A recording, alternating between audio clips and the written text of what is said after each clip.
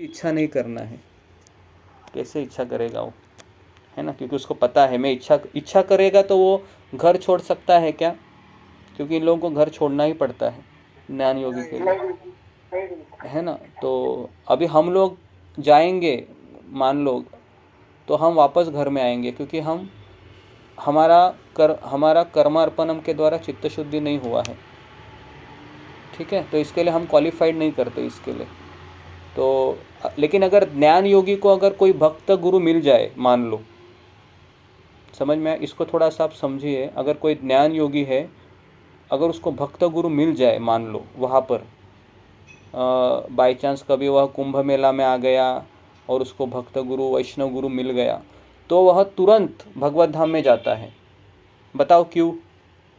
थोड़ा सा आप दिमाग लगाइए अभी, क्यों बताइए? हमको तो टाइम लगेगा बहुत, लेकिन अगर ज्ञान योगी को भक्त गुरु मिलेगा तो तुरंत भगवत धाम जाएगा, तुरंत।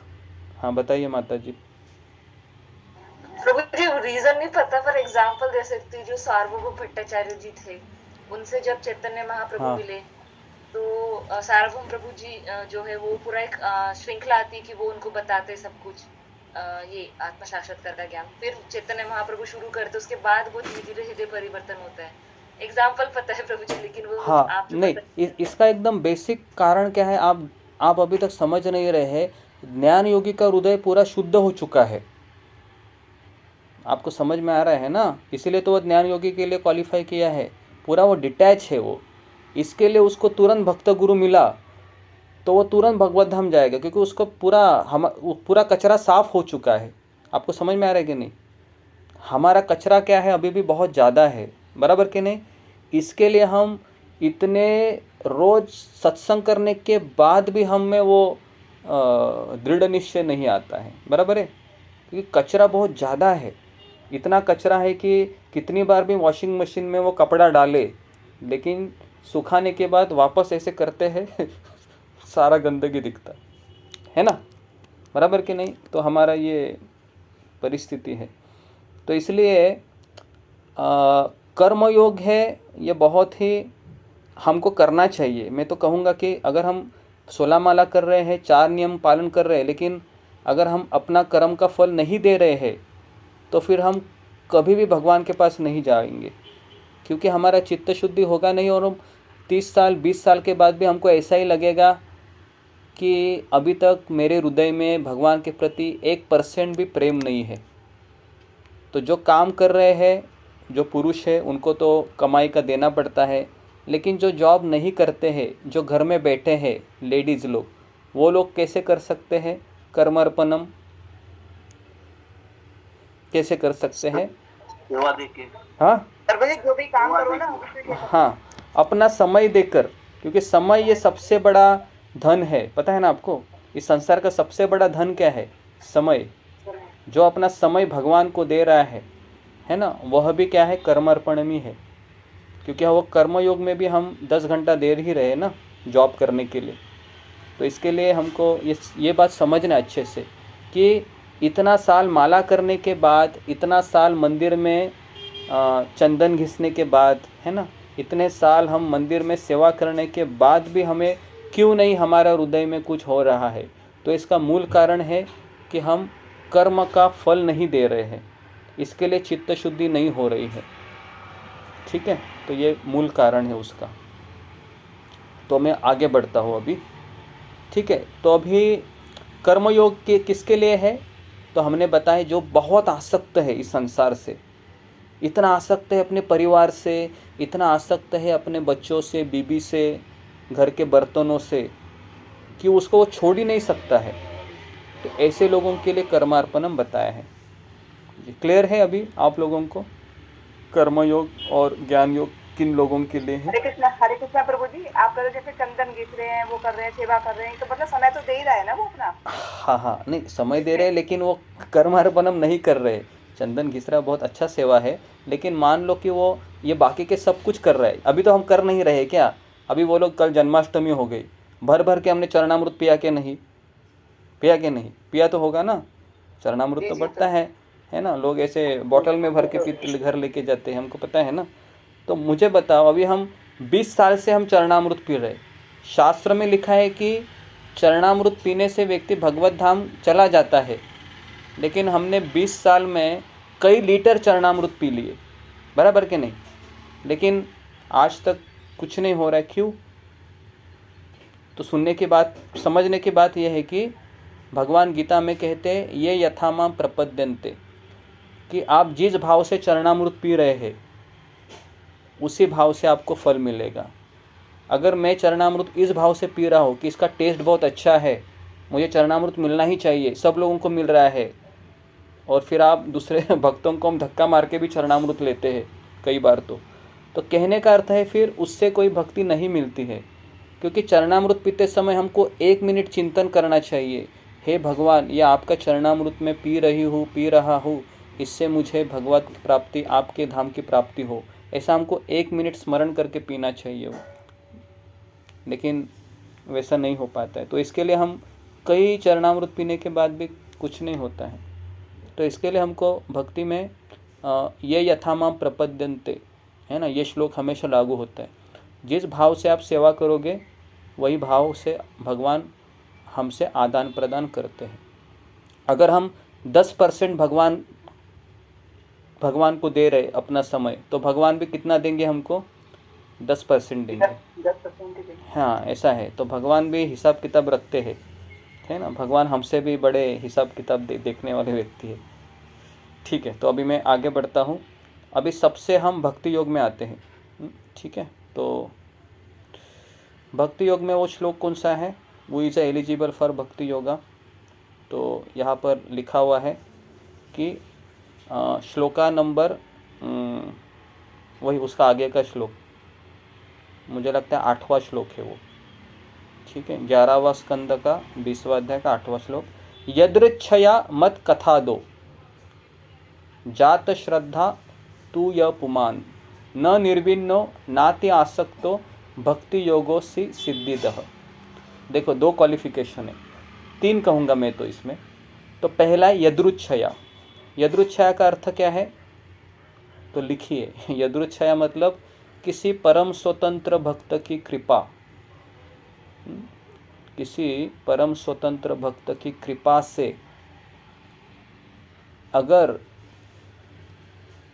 अगर उस जीवात्मा में, दूसरा क्वालिफिकेशन है, उस जीवात्मा में भगवान की कथा के प्रति श्रद्धा उत्पन्न होती है, ये दूसरा क्वालिफिकेशन। पहला क्वालिफिकेशन क्या है? उसके जीवन में वो भक्त आना चाहिए। कौन सा भक्त? परम स्वतंत्र भक्त, जो उसको भक्ति देगा, है ना। यदृच्छया कहते उसको।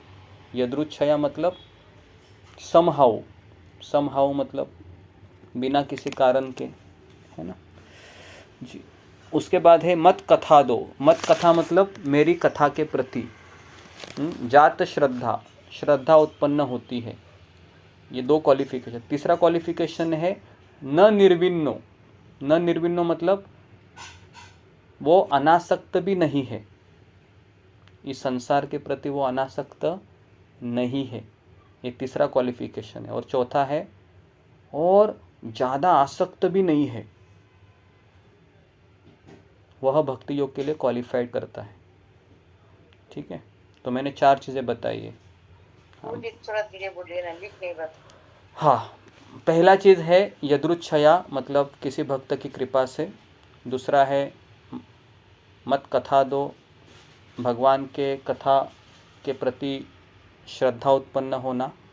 तीसरा है संसार से अनासक्त भी नहीं है। और चौथा है संसार से आसक्त भी नहीं है। तो कोई मुझे बताएगा कि इसको हम कैसे समझेंगे, जो संसार से आसक्त भी नहीं है और संसार से ज़्यादा अनासक्त भी नहीं है? तो कोई मुझे उदाहरण देके इसको बता सकता है कि इसको आप कैसे समझेंगे? तो अभी जैसे हम मोबाइल यूज कर रहे हैं, तो हम अभी भक्ति में यूज कर रहे हैं। अदरवाइज पहले शायद हम कुछ अलग मूवीज के लिए या सिर्फ फोन पे प्रज्वलित करने के लिए यूज करते थे। ये थोड़ा सा उदाहरण थोड़ा सा अलग रहेगा माता जी। देखिए, जैसे अभी मान लो कि क्लास का टाइमिंग हो गया है ना, और मान लो कि किसी घर में किसी का बच्चा है, वह है ना, या मतलब बहुत दिनों के बाद बाहर गया था लेकिन वो आ गया है अभी, तो अभी उसके सामने दो चीज़ें होगी कि मेरा 5 से 6 क्लास भी है और मेरा बेटा भी बहुत दिनों के बाद घर पे आया है ना। हालांकि वो बेटे से तो रोज़ बात तो करते रहते फ़ोन से, लेकिन तो उस केस में क्या होगा कि ना निर्विन्नो नाते आसक्तो, आसक्ति है मेरे बच्चे में लेकिन क्लास के बाद। आपको समझ में आ रहा है? क्लास के बाद मतलब यस प्रभु जी। मतलब वो जो टाइमिंग है वह उस भगवान में देगा वो। तो इसीलिए न ना आसक्त हो, आसक्त नहीं है ज़्यादा, है ना। बच्चा आया है 1 घंटे के बाद मिल लूँगी मैं, उसमें क्या है, मेरा सत्संग तो नहीं जाना चाहिए। समझ में आया? तो ज़्यादा आसक्त भी नहीं है और ज़्यादा अनासक्त भी नहीं है, इसको कहते हैं वो भक्ति के लिए क्वालिफाई। और अगर मान लो वो बेटा आने के बाद सत्संग बंद करके जा रही है, इसका मतलब क्या है? इसका मतलब है कि वह अभी तक वो आ सकते हैं, अभी भी आसक्त है ज़्यादा, है ना, आसक्त है। तो इस तरीके से हम समझ सकते हैं। या दूसरा उदाहरण हम दे सकते हैं कि मेरी 16 माला पूरी नहीं हुई है ना, और फिर मेरे 2-4 माला बाकी है और मैं दूसरा काम में इंटरेस्ट दे रही हूँ, तो ये भी काम कौन सा होगा? वही होगा, ज़्यादा आसक्त है अभी भी। तो इस तरीके से हम इसको समझ सकते हैं। और तीसरा में हमने बताया यदृच्छय। अभी हम सबके जीवन में भक्त आया है, ऐसा नहीं है, लेकिन अभी हम कौन सी भक्ति कर रहे हैं? मिश्रित भक्ति कर रहे हैं। मिश्रित भक्ति मतलब मुझे संसार भी चाहिए, मुझे कृष्ण भी चाहिए। तो ऐसी भक्ति हमको हमारे पुण्य कर्म से मिलती है, क्योंकि इसमें हम थोड़ा सा भगवान का इसलिए कर रहे हैं पूजा पाठ ताकि मेरा भौतिक इच्छा भी बना रहे। लेकिन जब परम स्वतंत्र भक्त आता है हमारी ज़िंदगी में, तो फिर हम शुद्ध भक्ति शुरू करते हैं। तो इसके लिए जब हम शुद्ध भक्ति के लिए क्वालिफाइड होते हैं, तो समझने का कि मुझे वो कृपा मिला, है ना, मुझे वो कृपा मिला। और तो अभी सवाल आता है कि इतने सारे लोग इस्कॉन के संपर्क में आए हैं, दीक्षा लिया है, यात्राएं की है, प्रसाद खाया है, तो क्या उनके जीवन में परम स्वतंत्र भक्त आया है क्या वो? तो इसका कैसे उत्तर देंगे आप? मुझे कयादू आपने बताया था, कयादू माता। हाँ, लेकिन इसका उत्तर आया है क्या नहीं आया है हमारी ज़िंदगी में? प्रभु जी आया है प्रभु जी, तो पर हम हम उसको क्या करते हैं, ले नहीं पा रहे हैं। आया है ना, हमने आपको बताया है ना कि जैसे हम यात्रा में जाते हैं, हमारे गुरु महाराज से मिलते हैं, उनसे हमारी दीक्षा हुई है, उन्होंने हमको नाम दिया है, उनसे हमने प्रवचन सुने हैं, तो ये क्या है? समझ में आ रहा है कृपा कि है नहीं? प्रभु। तो ये हमारी ज़िंदगी में आया है, लेकिन हम कहाँ पर हमारा प्रॉब्लम क्या हो रहा है? कयादू, प्रहलाद महाराज, ये दो चीज़ें याद रखना, ठीक है। तो कयादू जैसा हम है कि मेरा ध्यान हिरण्यकश्यपु में है ना, और मैं नारद मुनि जैसे मेरे गुरु महाराज से भागवत भी सुन रही हूँ, बराबर ना। तो इसलिए मुझे वो फल नहीं मिल रहा है। तो इसलिए शुद्ध भक्त का जीवन में आना, उनका कृपा मिलना, इसके बाद भी कोई गारंटी है क्या कि हम भगवत धाम जाए? नहीं गुरु जी, इसकी जब तक कोई हम शरणागत नहीं होंगे, जब तक हाँ, नहीं होंगे। तो इसकी कोई गारंटी नहीं। तो आप बोलोगे क्या उसमें दोष है क्या? वो परम स्वतंत्र भक्त, जो शुद्ध भक्त मेरी ज़िंदगी में आया, उसमें कोई दोष है, उसमें कोई खोट है? तो नहीं, नहीं गुरु जी।